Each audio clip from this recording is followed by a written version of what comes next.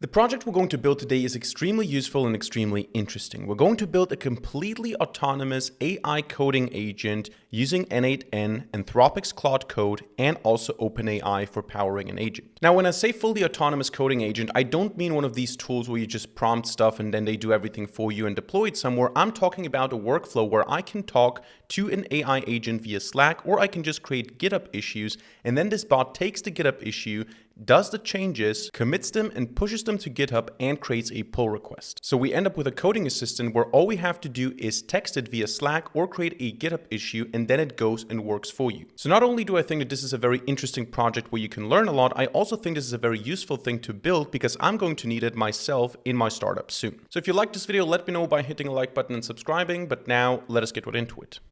It's a rich thing.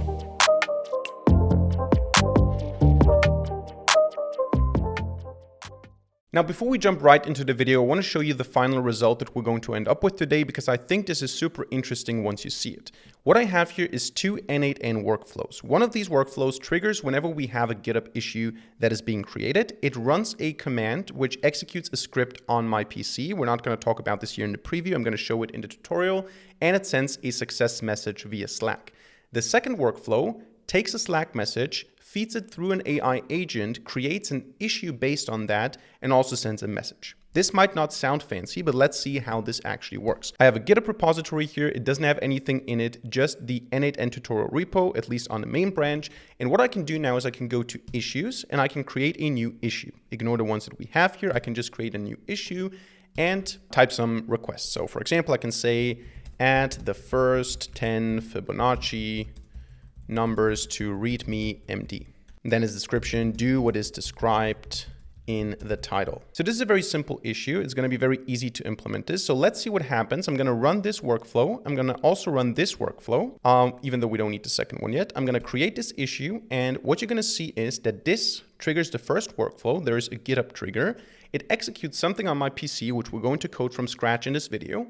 And after a while, without me doing anything, I'm going to get a Slack message here in this channel, which is going to tell me that it was implemented successfully. And then on GitHub, I'm going to see a separate branch with a pull request where this feature, in this case, quote unquote, is implemented. So there you go. I get the message implemented issue 14. And if I go now here, you can see there's a pull request, which did exactly what I asked for. So I have a commit message. So we can see here, we have exactly what we asked for. We have the first 10 Fibonacci numbers in the readme MD file, and that is super convenient. Now, this is one workflow. The second workflow in combination with the first one looks like this. I have here the first workflow activated, the second one, and now I can type create a minimalistic Flask application. I type this now in Slack channel.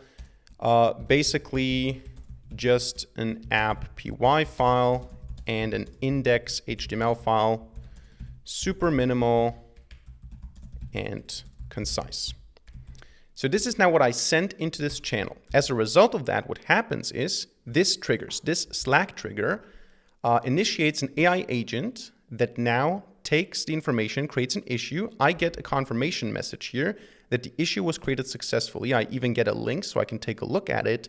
And this workflow now also triggered as a result of an issue being created. So now again, what I do is I wait, and at some point I'm going to get the confirmation that this worked, and I'm going to see the Flask application implemented and a pull request. There you go, successfully implemented issue 17. Now we can go here to this issue and we have a pull request. If I go to the commit messages, we're going to see that the code for the Flask application is there, HTML Flask. So this is what we're going to build today. Of course, this also works with more complicated stuff, but I hope this was motivation enough to keep watching. All right, so let us get started with the implementation right away. Let me show you briefly the tech stack of this video today. So these are the platforms, tools that we're going to use. Also Python locally, we're going to write a Python script, but we're going to need n8n for automating the entire workflow, for working with the triggers, for working with the actions. We're going to use Claude Code in headless mode to do the actual coding. So this is going to be our coding agent that actually implements the changes that we request.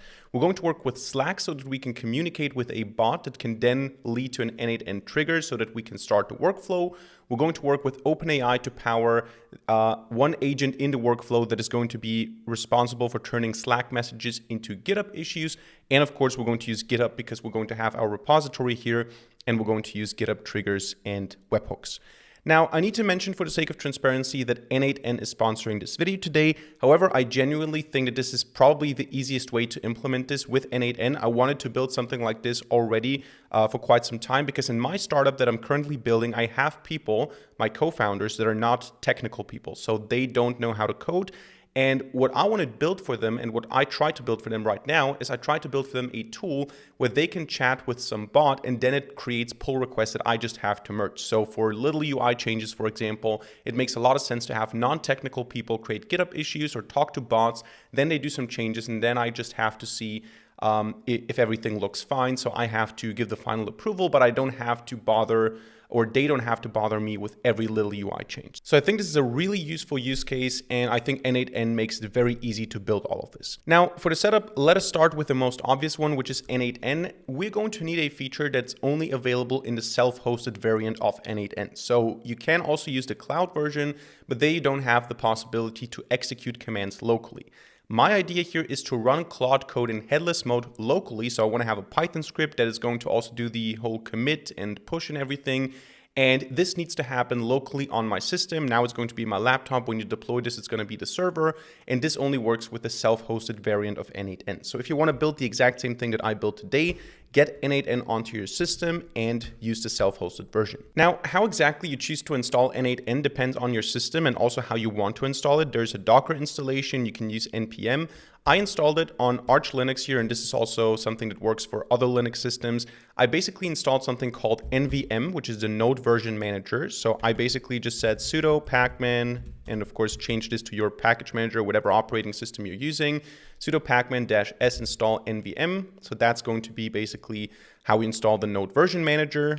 Then you also need to run the source command to initialize it so you can actually use it. You can also put this in your bash rc or anything. I'm rushing through this because I don't think that the setup of n8n is super important to cover here, because I'm using a system that a lot of you guys are not using.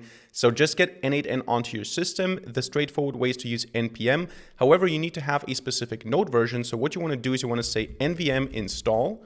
And then you can use the version that's recommended, either 22 or 24, I think. So in my case, I did 22, then nvm use 22. This makes sure that you're using node version 22. And then the command that's going to be the same on all systems is npm install and then -g for global n8n. This is going to install n8n onto your system. In my case, I already did this. So once you have this done, you can just run n8n and it's going to start the self-hosted variant. However, there is something that you need to consider. For GitHub to be able to send triggers to us, so for GitHub to be able to say, hey, an issue was created, it needs to have a URL. So we need to send this webhook somewhere, we need to send this event somewhere, and this only works if you have a public IP address. So what you can do is you can deploy this on a server and just specify the IP address or the domain. Or if you want to do this on your laptop locally, on your computer locally, you have to use something like a tunnel that allows you to have a public domain, at least temporarily. And for this, I use ngrok. So this is also an open source tool, ngrok. This is the website. I think it's open source. I'm not actually sure if it's open source, but it actually says proprietary software. So maybe it's not open source. I don't know. But you can just run ngrok to create a tunnel to get a temporary public address. For this, all you have to do is you have to install it in some way. So on Windows, there's going to be an installer. On Linux, you use your package manager. So on Arch, you have to use the AUR. So if you use something like Yay, you can just install ngrok like this. But basically, you can just say ngrok http and then the port of n8n, which is 5678. So by doing this, what happens is you get a URL, this one in this case, which is going to forward everything that gets to this URL is going to be forwarded to localhost port 5678. This is important. You need this because GitHub needs to be able to target a webhook URL. You need to be able to send the event somewhere, and this is your somewhere, so to say. So to summarize at this point, to not make this super complicated, we installed n8n, however you do that on your system. We installed ngrok, however you do that on your system, and we ran ngrok http 5678. So we now have a public domain or a public address. Now what we need to do is we need to run n8n, but we need to run it with a couple of environment variables set up. So the thing is, you need to provide the webhook URL that we just created.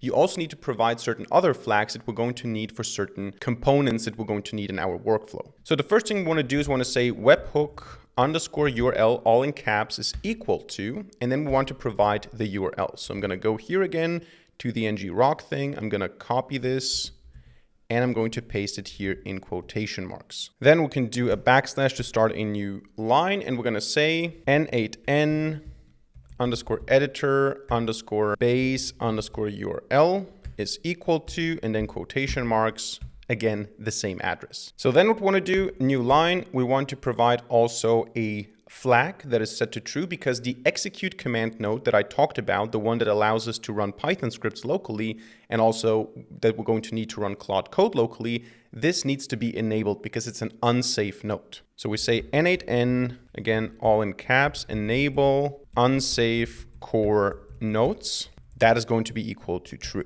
Then we can say nodes exclude is equal to an empty list. I'm not sure how many of these we actually need, and we need to put that in quotations. I'm not sure if all of these now are necessary. The first three are necessary for sure. The rest is, just some config I like to pass. By the way, you can, of course, also just set these up as environment variables. You can create a .n file and just source it.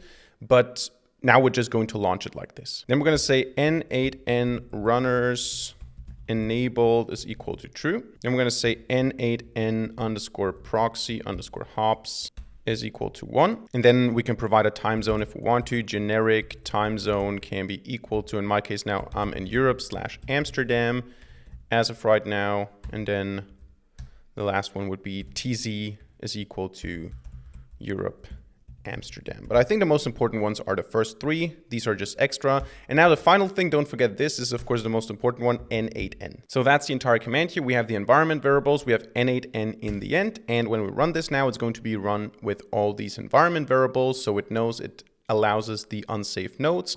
And you can see now this is accessible via this URL, which is our ngrok URL. Now, one thing to keep in mind if you're not actually deploying this to a server, if you're actually using ngrok, every time you start ngrok, you're going to get a different URL, at least in the free plan. So this is important to consider. You just have to say visit site, it's fine. And now you get to n8n. And now the first time you see this, you're going to have to create an account. In my case, I already used n8n locally, so I just have to log in. But you just create a local account. It's not actually online. It's just on your system. In my case here, I have accounts neural9.com and a password that I'm going to enter now. And this is now n8n. And now I'm going to tell you right away that most of the work that we're going to do here is going to be setup work. So the actual workflow, the actual logic is not super complicated, but you need to set up GitHub, you need to set up a Slack bot, you need to pass all the credentials, you need to set up all the events, you need to set up the API keys, and then just wiring everything up is not really the biggest issue. The biggest issue is setting up everything so it works. So what we're going to do now is we're going to create a workflow, and this workflow is going to be empty. We start from scratch, and I want to build this in two parts. I'm actually going to use two workflows here. The first workflow will be GitHub issue comes in, we take the content, we feed it into our script. Our script is going to be our Python script on our system that is going to run Claude Code headlessly, which means non-interactively. It's going to execute all the changes. It's going to push everything to GitHub, create a pull request. And then once this is done, we're going to just send a Slack message, for example. The second workflow is going to be a workflow that takes a Slack message and turns it into an issue. So they're going to trigger one another. I'm going to have a Slack message. The Slack message is going to create a GitHub issue. The issue is going to create the trigger or trigger the trigger. And then it's going to start the workflow, do everything, and push an update. So let us get started here with a GitHub trigger. I'm just going to type GitHub, and then we can click here on GitHub. And on triggers, you will find on issues. So on issues, we can click on this, and it requires a credential. In my case, I have it set up here, but I'm going to create a new one. So if you don't have anything, you can click here on create new credential, and all you have to pass here is an access token and a user. So for this, of course, we need to go to GitHub. So I'm going to go here to my GitHub settings. I'm going to scroll down to developer settings, then to personal access tokens. And I think it was fine-grained tokens. Here I have some n8n test tokens already. I'm going to go to generate new token. Now in this case, I need to verify myself with GitHub Mobile. And now I can create a GitHub token. Let me call this n8n tutorial token. So I'm going to allow for 30 days. And what I actually also want to do is I want to allow this for a specific repository. So for the sake of this tutorial, we can create a new repository on GitHub to play around with. So on GitHub here, I can go to repositories, new, and create a new repository. Let's call this one n8n tutorial repo. And let's say it's private, so it's not a public one. I'm going to create a README file, and then I'm going to say create repository. So this is the one that we're going to play around with. And for this, I'm going to create a fine-grained token that has access only to this specific repository. So here I'm going to say n8n tutorial repo, and I can now add some permissions.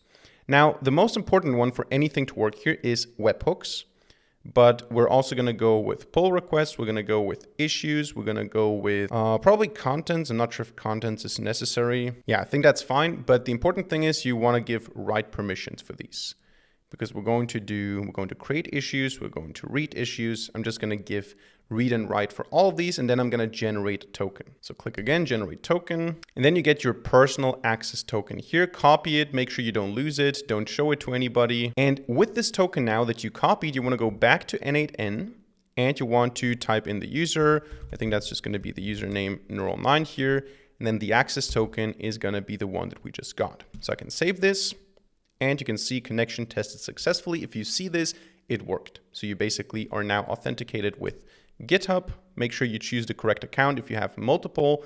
And now what we can do is we can say, okay, what kind of triggers do we actually react to? For this, we need to first specify the owner. In my case, that's going to be n8n.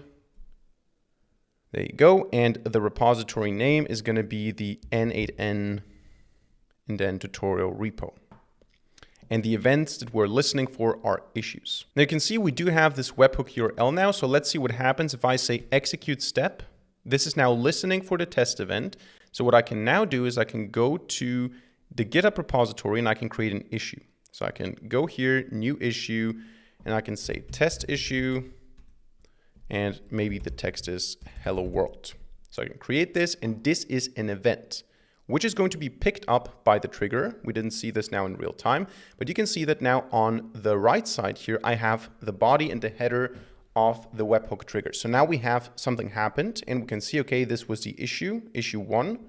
And if we scroll down, we can also see title, test issue, and somewhere here, we should also have the content. There you go, down here, body, hello world. So that's actually all we need, because what we're going to do with this issue is we're going to get title, we're going to get body, we're going to maybe get some system prompt in addition to that, and we're just going to feed this into Claude Code headlessly so it can work on this. And once it's done, it's going to deliver the results. So for now, we can keep that. The second thing we want to do here is we want to attach the execute command block. And this is the thing that we had to enable the unsafe core nodes for, because that is only enabled if you actually pass this flag. So execute command.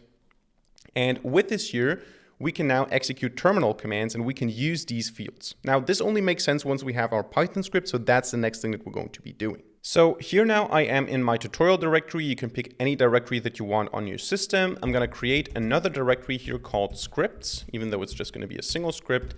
And we're going to say here handle issue.py. So let us get started with the imports. We're going to start by importing OS. We're also going to import sys. We're going to import subprocess SSP. And then also from path, or actually from pathlib, we want to import path. And our arguments now, we need 4 arguments for different reasons. We need the repo to be able to clone it. We want to know which repository this is about. In this case, it's trivial because we only have the same repository, so we could also hard code it. The second thing is we want to have the number of the issues, so we know what branch to create. Our Claude Code agent will create a separate branch and push everything there. And we also need, of course, the title and the body. So we're going to say repo num title body is equal to sys argument vector. And then we're going to start from 1 because 0 is the script itself up until 5. So these are now the parameters. And based on that, we can create the branch name, which is going to be Claude. And then let's say issue num. And of course, this needs to be an F string for this to work. Now, what we need to do first is we need to clone the repository onto our system if we don't have it yet. And otherwise, we need to go into this directory and run Claude Code there. So I'm going to say repo directory is going to be equal to path home. That is going to be the home directory of my users. So /home n8n. And in my case, I'm going to go to the tutorial directory again and also some directories further down. So I'm going to go to home n8n, documents, programming, n8n, and then tutorial. Of course, pick the path that you want. This can be any path on your system. And then we have workspace in here is going to be the workspace for Claude Code. And then repo is going to be the directory of the repository. Cool. So that is that. And now what we want to do is we want to say if the repository directory, if not repo dir exists. So if it doesn't exist, we want to clone it. So for that, first of all, we're going to create the parent directory repo.dir.parent.make directory. This is important because, of course, we need to create a workspace first of all before we can create repo. So here parents is equal to true, and then exist OK is equal to true as well. And then we're going to have our sub process run, sp run, and we're going to run the command for git clone. We always want to say check equals true in the end, but our command is just going to be git clone. And then here we need an f string git at github.com and then slash repo, or actually, sorry, it's not slash, it's colon repo.git. Now, this of course assumes that you can do that. You need to have an SSH key set up. You need to be able to clone the repository yourself. Otherwise, you can also specify the token here, but just make sure you can clone this repository and you run this in the command line. And then the final argument is the string version of our repo directory. That is where we're going to clone it to. Then we want to go into this directory. We want to cd into it. So os change directory to the repo directory. And then we basically just do all the git stuff. So we can say sp run git checkout and then main. We want to check out to the main branch. Then we want to pull everything. So just git pull. And then we want to create our own branch. So actually I'm going to copy this here. It's going to be git checkout, but we're also going to add a flag with -b. So -B, and then our branch, which is not a string, but our string that we created here, Claude issue, and then the number. So we create a new branch, we check out into this branch. And now the magical part, the entire intelligence is going to be in the next command, which is going to be running Claude code in headless mode. Headless mode means we don't get Claude code as an interface. We don't chat with it. We provide an instruction and it runs without a user interface automatically, delivers the code, does all the tool use, whatever. For this, of course, we need to set up permissions. We're going to do that in a second. But for now, we're just going to say Claude, the important flag here being -p. This is basically the headless mode. And then we can use an f string, fix issue, and then hashtag number. And then we can say just title, \n, and then body. Now, once this is done, we can say git add everything. So git add and then just dot to add the current directory. And then after this, we basically just need to commit and push. So we're going to say git commit -m for the commit message. And this is going to be a formatted string, fix issue, and then number. So this is important because we're going to mention the issue number, which means that it's going to be tagged. The commit message is going to tag the issue. And then finally, we do a git push. So git push -u and then origin, the branch that we're using right now because we're not pushing to main. Remember, we're pushing to this custom branch. And then to make everything work for sure, we're going to do --force. So to summarize, what do? We get the arguments, the repo, the number of the issue, the title of the issue, the body of the issue. We create a branch, or we define a branch name. We see if we already have the repository on our disk. If not, we create a directory. We clone the GitHub repository. We go into the repository, we check out main, we pull from main, we go to our new branch, we fix the issue there with Claude code in headless mode, we add everything, we commit everything, we push everything. And now the final thing that we need to do, this now was all Git. What we need for the next one is GitHub. So you need to make sure that you have the GitHub CLI on your system so that you can use the GH command. But then it's basically, let me do that here in a more expressive mode, GH, then PR for pull request, and then create. And here we can now say --title. Maybe now this we can do on separate lines. So we can say title like this here, and then we can say the title is fix issue with the number, and then the title of the issue. Then we would say the body of the pull request that we're creating is just a simple closes the issue number. By the way, of course, you can use Claude Code or any other AI to also fill this up with meaningful text. I'm going to keep it simple and say fixes the issue, closes the issue, whatever. Then we're also going to say the base branch. So --base is going to be the main branch. And finally, the head branch is going to be our branch. So if I didn't make any mistakes here, any stupid mistakes, this should work. This is now a script that handles basically the issue processing. And of course, one thing that I forgot, first of all, this here should not be just title as a text. And also we need to add check true everywhere. So check true here,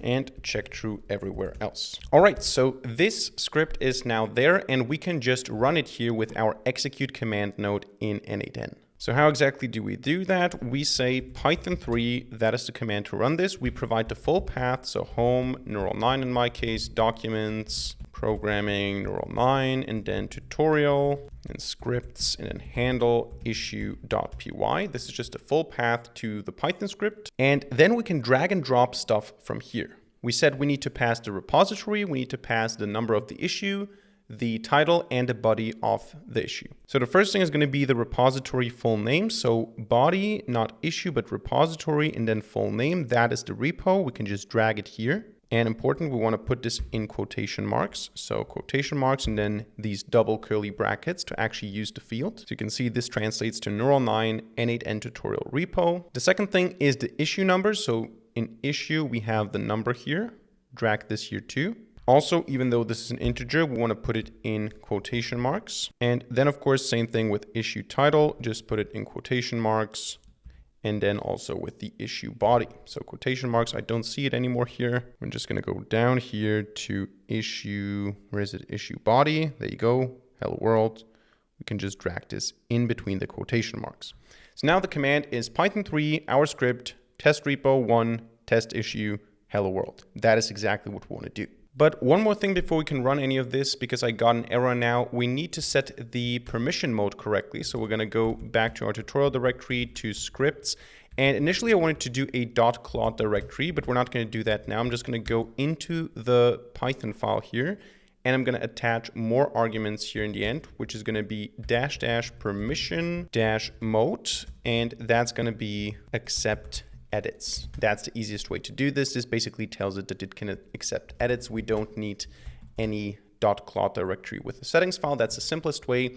And now we can run the entire thing again. So I'm going to execute the workflow here. We're listening for GitHub triggers. We can go now to GitHub. You can see I played around with an issue that failed. So let's try again. I'm going to create a new issue. I'm going to call it hello world. And I'm going to say add the text hello world to the readme MD file. Very simple one. This creates now the issue. This should get our trigger to working, executes now the command. And as a result of that, when I go to the tutorial directory, first of all, I have a workspace here. In this workspace, I have a repo. If I go in this repo, you can see Claude issue 5. It's issue 5 now because I tried to troubleshoot the issue before, but this is now where it's working currently. And now you can see workflow executed successfully. And if I go now to GitHub, we will hopefully see, there you go, fix issue, hello world. And you can see that the commits here made the change that it added hello world to the readme MD file. So we didn't have to do anything, just open an issue, wait a little bit, and the pull request is there. So let's maybe try this with something more complicated to see that it actually works. I'm not even going to track anything. I'm just going to stay in GitHub to show you that this works. So new issue, minimal Flask to do app, for example. And here now I'm going to say create a minimal Flask to do application. Very concise, just a simple app.py file with some HTML files, no design. Super simple. I'm just creating this issue now. And of course, this is not going to work because the workflow is not running. So let's go ahead, create a new issue with the same text, minimal Flask app. Of course, when you deploy this, this will always be running, so you don't have to always click execute workflow. So just create the issue now and wait. We're not going to do anything. We're just going to wait. Of course, we can take a look at n8n to see what the progress is, but I'm not going to go into the command line, not going to type anything. I'm just going to wait for the results to be there. And just by waiting, I got here now a pull request. There you go, fix issue, minimal Flask app. I can take a look at the commit. And what happened here, we have HTML file index, we have app.py, full Flask application was delivered. I didn't do anything. So that's going to be our first workflow. The second workflow is going to trigger this one. So the second workflow is going to be a Slack bot that I can communicate with. I can just send messages into a channel describing what I want to happen. Every message will result in a GitHub issue being created, which is going to trigger this workflow and then do everything that we just saw. So for this, I'm going to go back to personal here, create workflow, and we're going to start from scratch with a Slack trigger. So Slack trigger, and then we can say on new message posted to channel. This is what I want to listen for. And here, of course, we need to set up again the credentials. So click on the pen, or if you have one, or just create a new credential here. And what's required here is an access token. How do we get this access token? For this, we need to go to the Slack API. So you can just Google Slack API, or you can type api.slack.com/apps. And here we want to create a new application from scratch. So I'm going to click here from scratch, and I'm going to call this n8n tutorial bot, and it's going to be in my Slack workspace neural 9. So I'm going to create the application here. And what this application needs to be able to do is it needs to be able to read messages. It needs to be able to react to events. So the first thing I want to do is I want to go to OAuth and permissions. I want to scroll down here to scopes, and I want to add OAuth scopes. And the scopes that we're going to add here are channels history, channels read, and chat write, because we also want to be able to respond with the bot. Then we want to install this to the actual workspace. So we can say install to neural 9, and then we just allow this to be installed onto Slack. Now let me move my terminals to a different workspace here so I can actually see what's happening. So let me move all of this here. And here now we have stuff that I played around with. I'm going to create a new channel. Let's call this one bot automation, whatever. It's going to be a public channel. And the important thing here is actually just to add the channel, or just to see that the bot is here. So we're going to invite this bot, the n8n tutorial bot, to this channel. We're not going to be able to use it yet. I'm just going to set it up. And the important thing here is that we get this bot user OAuth token. So this is the access token that we're going to need for n8n. I'm going to go to n8n, paste the token here, save. This is going to tell me, again, connection tested successfully. This means that this actually worked.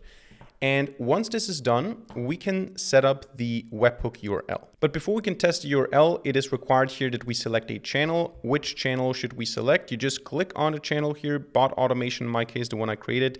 Scroll down here and copy the channel ID. So just click copy channel ID, go back here, by ID, enter the channel ID, and then we can do execute step, or first of all, we should copy the URL, copy the test URL, execute step, go back to the Slack API, go to event subscriptions, and here now we need to enable events and provide a webhook URL. So I'm just going to paste this here.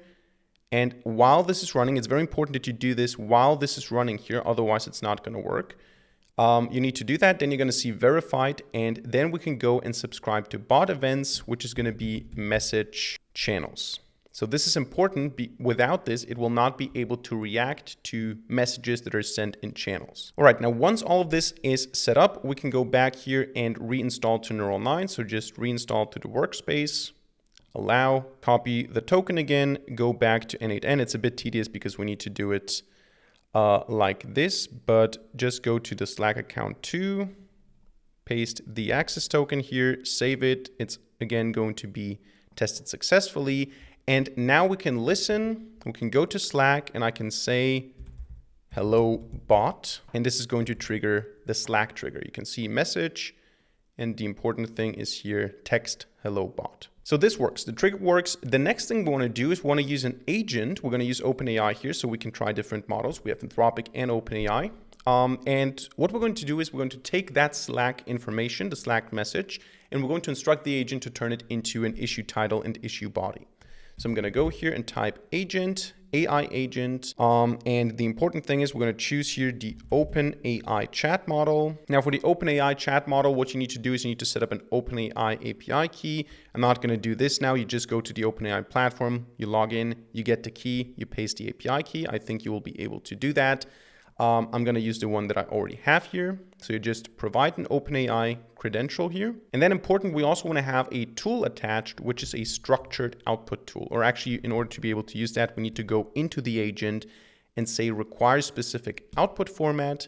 This is going to allow us to use the structured output parser, because that is what we need to get the issue title and the issue body. And now for this here, I don't want to type it out on video because it would just waste a lot of time. So we're going to go define using JSON schema, and I'm going to copy paste this. And you can see now the basic structure. You can pause the video and type it. It's just type, object, properties, repository full name if we need it, issue title, issue body. I don't even think we are going to need repository, but issue title and issue body is what we need. We just need to create a new issue with this information. So we're going to get the Slack message. We want to turn this into a prompt. For this, we're going to go into the agent and say define below for the source of prompt. And here we're going to say turn the following Slack message into a GitHub issue with title and body. And then we can just say colon and drag and drop the message, which is our hello bot here. So we just drag this in here, which is JSON blocks 0 element 0 element 0 text. And then just to make sure it doesn't hallucinate, keep it simple and concise. Don't add anything that was not asked for. So that is that. We will be able to take this. I'm not going to do this now with the message that we have here, but we're going to assume that this works. And the output is going to be the structured JSON object. So we need to then take this and turn it into an issue. Now, maybe to work with this, let's execute the workflow again and make it actually do something useful. Change the color scheme of the application to red. This would be my message. This triggers. Now the AI agent is working on this and it will produce a structured output object. So there you go, workflow executed successfully. We're going to look at what this looks like in a second, but here now we're going to say create, or actually I will type GitHub. Then we're going to go for an action, which is going to be create an issue.